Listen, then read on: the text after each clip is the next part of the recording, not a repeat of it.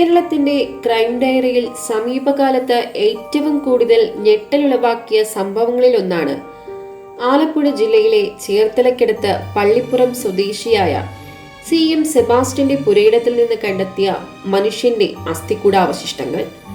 ഒരു വ്യക്തിയുടെ തിരോധാന case അന്വേഷിച്ചെന്ന police സംഘം വർഷങ്ങളായി ദുരൂഹതയിൽ പൊതിഞ്ഞു കിടന്ന നിരവധി തിരോധാനങ്ങളുടെയും ക്രൂരമായ കൊലപാതകങ്ങളുടെയും ചുരുളഴിക്കുന്ന ഞെട്ടിക്കുന്ന കണ്ടെത്തലുകളിലേക്കാണ് എത്തപ്പെട്ടത്.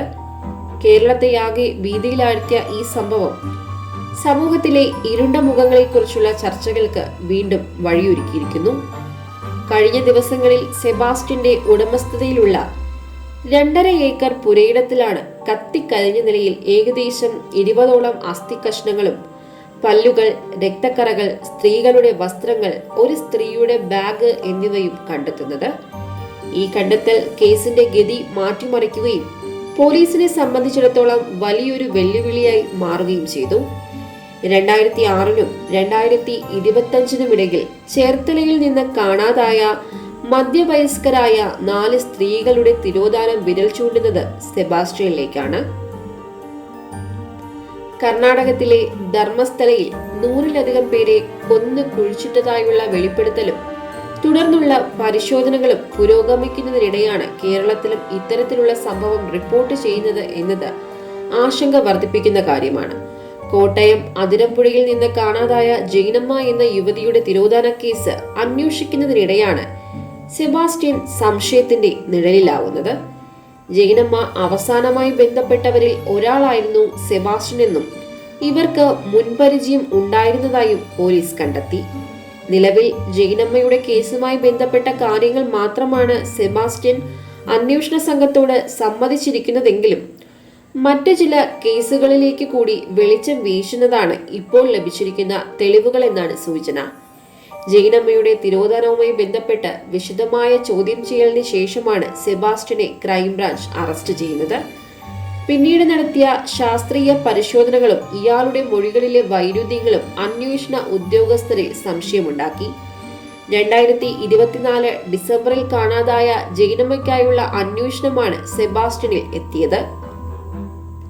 ഇവരുമായി സെബാസ്റ്റ്യന് ബന്ധമുണ്ട് എന്നതിന്റെ പശ്ചാത്തലത്തിൽ പോലീസ് ചോദ്യം ചെയ്യുകയായിരുന്നു. ഇതോടെയാണ് ജൈനമ്മ കൊല്ലപ്പെട്ടതായുള്ള സൂചനകൾ പോലീസിന് ലഭിക്കുന്നത്.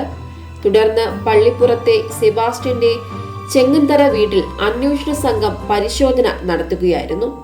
പരിശോധനയിൽ ഇവിടെ നിന്ന് ശരീരാവശിഷ്ടങ്ങൾ കണ്ടെത്തി. ഇതിന് പിന്നാലെയാണ് മറ്റു തിരോധാന കേസുകളും അന്വേഷണ സംഘം വീണ്ടും അന്വേഷിച്ചു തുടങ്ങുന്നത്. 2024 ഡിസംബർ 23 മുതലാണ് ജൈനമ്മയെ കാണാതായതെന്നാണ് ഭർത്താവ് KM മാത്യു പോലീസിൽ പരാതി നൽകിയിരിക്കുന്നത്. ഇതേ ദിവസം മുതൽ ഡിസംബർ 25 വരെ പള്ളിപ്പുറത്തെ വീടിന്റെ ടവർ പരിധിയിൽ സെബാസ്റ്റ്യൻ ഉണ്ടായിരുന്നെന്ന് പോലീസ് കണ്ടെത്തുകയും ചെയ്തു.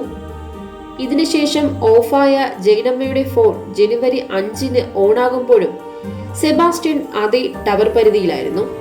2025 ജൂലൈ 19-ന് ഉച്ചയ്ക്ക് ഈരാറ്റുപേട്ട ടൗണിൽ നൈനാർ പള്ളിക്ക് സമീപമുള്ള മൊബൈൽ ഷോപ്പിൽ നിന്ന് ഇയാൾ ജൈനമ്മയുടെ നമ്പറിൽ 99 രൂപയ്ക്ക് റീചാർജ് ചെയ്തിരുന്നു. ഇതിന്റെ CCTV ദൃശ്യങ്ങളും ക്രൈംബ്രാഞ്ചിന് തെളിവായി ലഭിച്ചു. കാണാതാകുമ്പോൾ ജൈനമ്മ ധരിച്ചിരുന്നതെന്ന് കരുതുന്ന സ്വർണം സെബാസ്റ്റ്യൻ നഗരത്തിലെ സഹകരണ ബാങ്കിലും സ്വകാര്യ ധനകാര്യ സ്ഥാപനങ്ങളിലുമായി പണയം വെക്കുകയും പിന്നീട് ഇവിടെ നിന്നെടുത്ത് വിൽക്കുകയും ചെയ്തിരുന്നു. ജൈനമ്മയെ കൊന്ന ശേഷം ആഭരണങ്ങൾ കൈക്കലാക്കുകയായിരുന്നുവെന്നാണ് കണ്ടെത്തിയിരിക്കുന്നത്. കടക്കരപ്പള്ളി സ്വദേശിയും 52-കാരിയുമായ ബിന്ദു പത്മനാഭൻ, വരനാട് സ്വദേശിയും റിട്ടയർഡ് ഗവൺമെന്റ് ഉദ്യോഗസ്ഥയുമായ ഐഷ എന്ന 57-കാരിയെയും വസ്തു ഇടപാടുകളുമായി ബന്ധപ്പെട്ടാണ് സെബാസ്റ്റ്യൻ പരിചയപ്പെടുന്നത്. ബിന്ദുവിന്റെ എറണാകുളം ഇടപ്പള്ളിയിലുള്ള ഭൂമി തന്റെ പേരിൽ വ്യാജ പവർ ഓഫ് അറ്റോർണി തയ്യാറാക്കി 1.3 കോടി രൂപയ്ക്ക് സെബാസ്റ്റ്യൻ വിൽപ്പന നടത്തിയതായാണ് ക്രൈംബ്രാഞ്ച് കണ്ടെത്തിയിരിക്കുന്നത്. ബിന്ദുവിന്റെ പേരിലുള്ള മറ്റു വസ്തുക്കൾ വിറ്റ വകയിലും സെബാസ്റ്റ്യന് പണം ലഭിച്ചിട്ടുണ്ട്. 2006-ലാണ് ബിന്ദുവിനെ കാണാതായത്. കുടുംബവുമായി യാതൊരു ബന്ധവുമില്ലാതെ താമസിച്ചു വരികയായിരുന്നു ബിന്ദു. കോടികളുടെ സ്വത്തിനുടമയായ ബിന്ദു MBA ബിരുദധാരിയായിരുന്നു. 10 വർഷം കഴിഞ്ഞ് 2017-ലാണ് ബിന്ദുവിനെ കാണാനില്ലെന്ന പരാതി പോലീസിന് ലഭിക്കുന്നത്. പരാതി ലഭിക്കാനുണ്ടായ കാലതാമസം പോലീസിന് അന്വേഷണത്തിൽ വലിയ വെല്ലുവിളികളാണ് സൃഷ്ടിച്ചത്. 2012 മെയ് 13 ഐഷയെ കാണാതാകുന്നത്.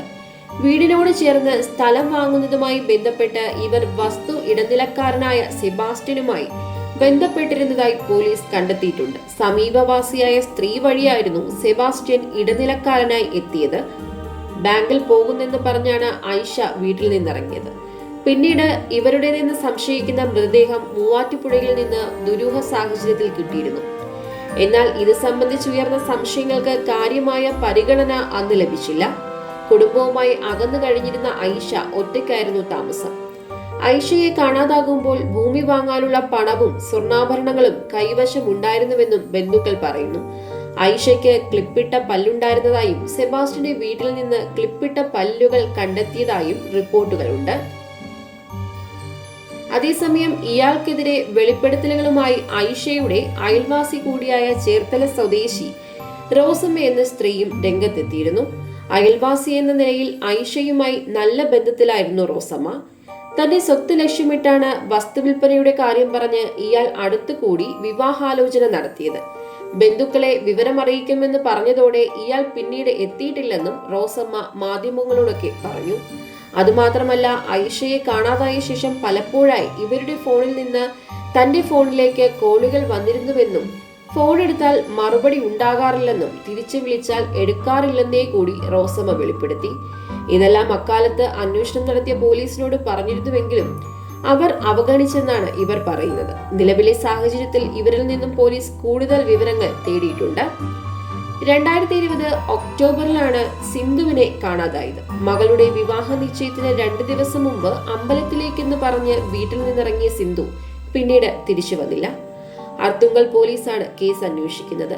മൊബൈൽ ഫോൺ വീട്ടിൽ വെച്ച ശേഷമായിരുന്നു സിന്ധു വീട് വിട്ടിറങ്ങിയത്. ഇവർ ക്ഷേത്രത്തിലെത്തി വഴിപാട് നടത്തിയതായി കണ്ടെത്തിയിരുന്നു. പിന്നീട് എങ്ങോട്ട് പോയെന്ന് ആർക്കും കണ്ടെത്താൻ സാധിച്ചില്ല.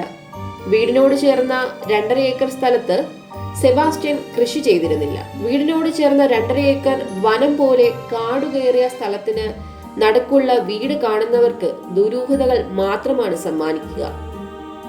അവിടുത്തെ കുളങ്ങളിലാകട്ടെ മാംസം തിന്നുന്ന പിരാന, ആഫ്രിക്കൻ മൂഷി തുടങ്ങിയ മീനുകളെ ഇയാൾ വളർത്തിയിരുന്നു. ഇതും ദുരൂഹത വർദ്ധിപ്പിക്കുന്ന ഒരു കാര്യമായാണ് പോലീസ് കണക്കാക്കുന്നത്. സ്ത്രീകളെ വശീകരിച്ച് സ്വത്തും പണവും കൈക്കലാക്കി കൊലപ്പെടുത്തുകയാണ് സെബാസ്റ്റ്യന്റെ രീതി എന്നാണ് പുറത്തുവരുന്ന വിവരങ്ങളിൽ നിന്ന് മനസ്സിലാവുന്നത്. മാന്യനായ വ്യക്തിയാണ് നാട്ടിൽ സെബാസ്റ്റ്യൻ.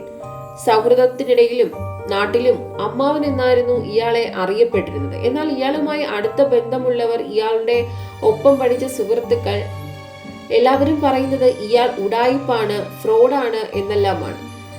ചില മാധ്യമങ്ങൾ ഇത് സംബന്ധിച്ച് റിപ്പോർട്ടുകൾ കൊടുത്തിട്ടുണ്ട്. വസ്തു ഇടപാടുകളും ഇടനിലയും ഒക്കെയായിരുന്നു സെബാസ്റ്റ്യന്റെ തൊഴിലുകൾ. ഇതിന്റെ ഭാഗമായാണ് ഇയാൾ സ്ത്രീകളുമായി ബന്ധപ്പെട്ടിരുന്നതെന്നാണ് സൂചന. എന്തു തന്നെയായാലും ഈ സംഭവം കേരളീയ സമൂഹത്തിൽ വലിയ ഞെട്ടലും ആശങ്കയും ഉണ്ടാക്കിയിട്ടുണ്ട്. ഒരു വ്യക്തി ഒറ്റയ്ക്ക് ഇത്തരത്തിൽ ക്രൂരമായ കൊലപാതകങ്ങൾ നടത്തിയോ? ഇയാൾ ശരിക്കും സീരിയൽ കില്ലറാണോ?